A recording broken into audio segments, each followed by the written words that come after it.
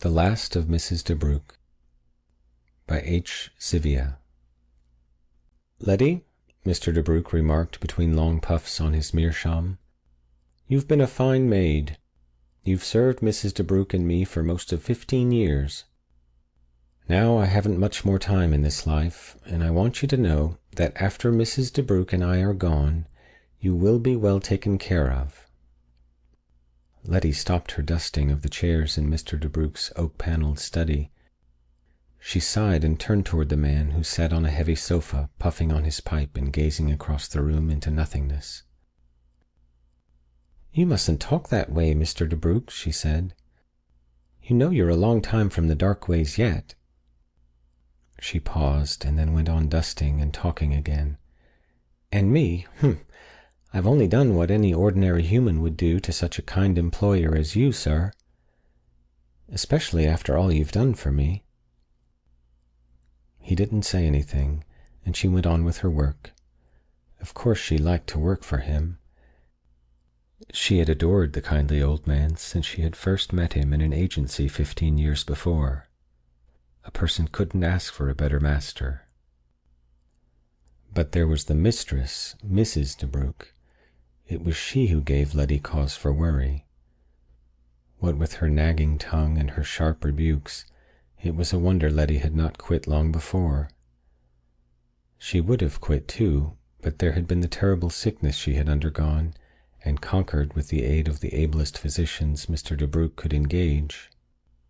She couldn't quit after that, no matter what misery Mrs. Debruck heaped on her. And so she went about her work at all hours, never tiring, always striving to please. She left the study, closing the great door silently behind her, for old Mr. Debruck had sunk deeper into the sofa, into the realms of peaceful sleep, and she did not want to disturb him. "Letty," came the shrill cry from Mrs. Debruck from down the hall, "get these pictures and take them to the attic at once. And tell Mr. Debruck to come here." Letty went for the pictures. "Mr. Debruck is asleep," she said, explaining why she was not obeying the last command. "Well, I'll soon fix that. Lazy old man. Sleeps all day, with that smelly pipe between his teeth. If he had an ounce of pep about him, he'd get out and work the flowers. Sleeps too much anyway. Not good for him." She stamped out of the room and down the hall, and Letty heard her open the door of the study and scream at her husband, "Hector Debruck, wake up!" There was a silence, during which Letty wondered what was going on. Then she heard the noisy clop-clop of Mrs. Debruck's slippers on the hardwood floor of the study, and she knew the woman was going to shake the daylights out of Mr. Debruck and frighten him into wakefulness. She can even imagine she heard Mrs. Debruck grasp the lapels of her husband's coat and shake him back and forth against the chair. Then she heard the scream.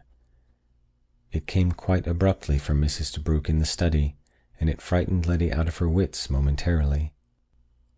After that there was the thud of a falling body and the clatter of an upset piece of furniture. Letty hurried out of the room into the hall and through the open door of the study. She saw Mrs. Debruck slumped on the floor in a faint, and beside her an upset ash-tray. But her eyes did not linger on the woman, nor the tray. Instead they focused on the still form of Mr. Debruck in the sofa. He was slumped down, his head twisted to one side and his mouth hanging open from the shaking Mrs. Debruck had given him. The meerschaum had slipped from between his teeth, and the cold ashes were scattered on his trousers.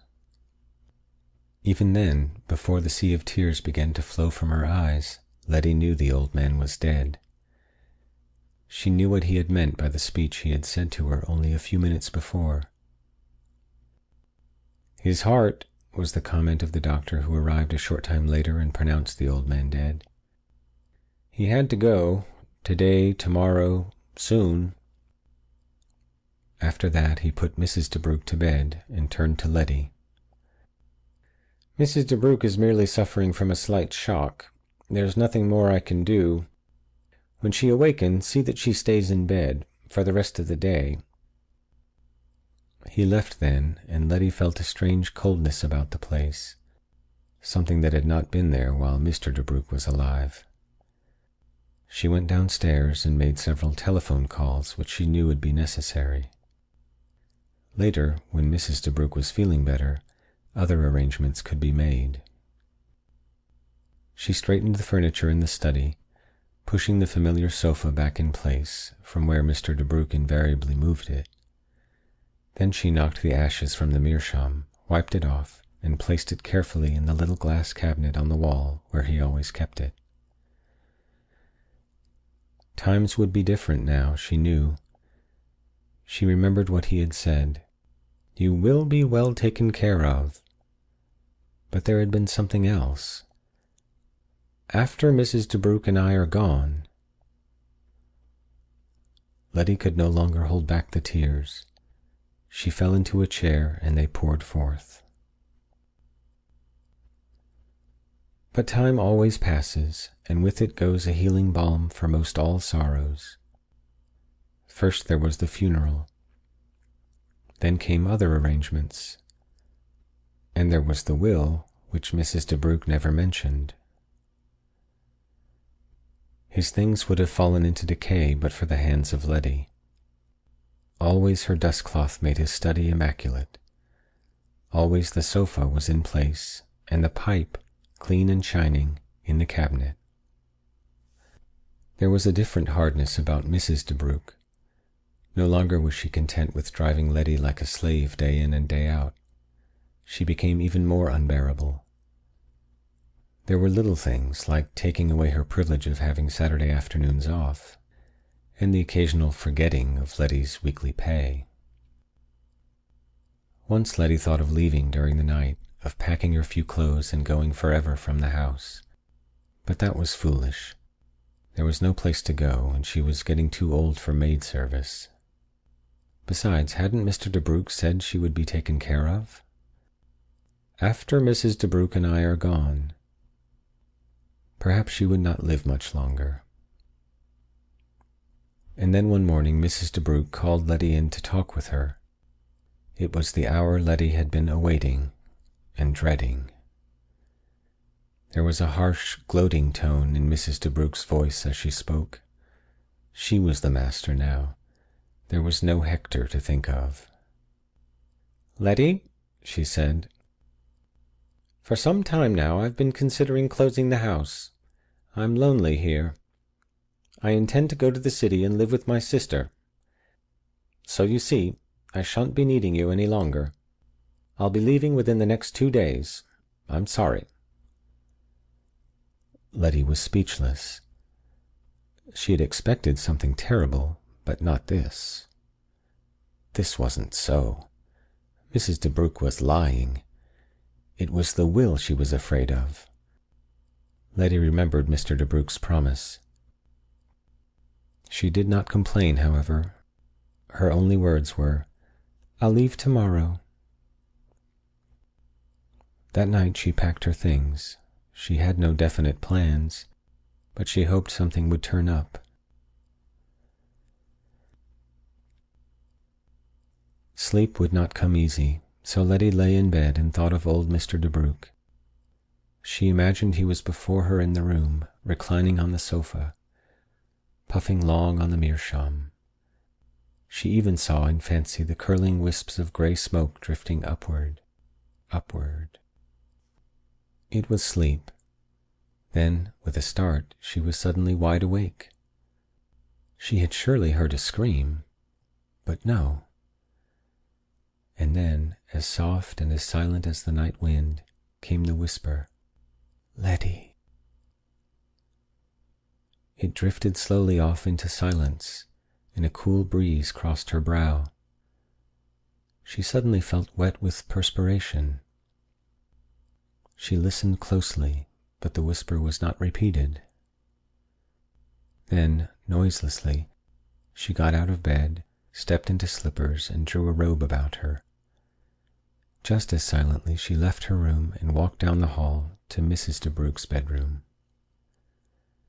She rapped softly on the door, fearing the wrath of the woman within at being awakened in the middle of the night. There was no answer, no sound from inside the room. Letty hesitated, wondering what to do. And once more she felt that cool, death-like breeze, and heard the faintest of whispers, fainter even than the sighing of the night wind. Letty. She opened the door and switched on the light. Mrs. Debruck lay in the bed as in sleep, but Letty knew, as she had known about Mr. Debruck, that it was more than sleep. She quickly called the doctor, and some time much later he arrived, his eyes heavy from lack of sleep. "Dead," he remarked, after looking at the body. "Probably had a shock. Fright, nightmare, or something her heart couldn't stand. I always thought she would have died first." Letty walked slowly from the room, down the stairs, still in her robe and slippers. The doctor followed and passed her, going through the door into the outside. She walked, as though directed by some unseen force, into Mr. Debruck's study. She switched on a lamp beside the sofa on which he had always sat, and she noticed that it was moved slightly out of place. There was something else about the room, some memory of old days. First she saw some sort of legal document on the table, and wondered at its being there. The title said, "Last Will and Testament of Hector A. Debruck." It was brief. She read it through and found that Mr. Debruck had spoken truthfully in his promise to her. Beside the will on the table was another object, and she knew then what the something else in the room was. The meerschaum. It lay there beside the document, and a thin spiral of grayish smoke rose upward from it toward the ceiling. No longer did Letty wonder about anything. The end of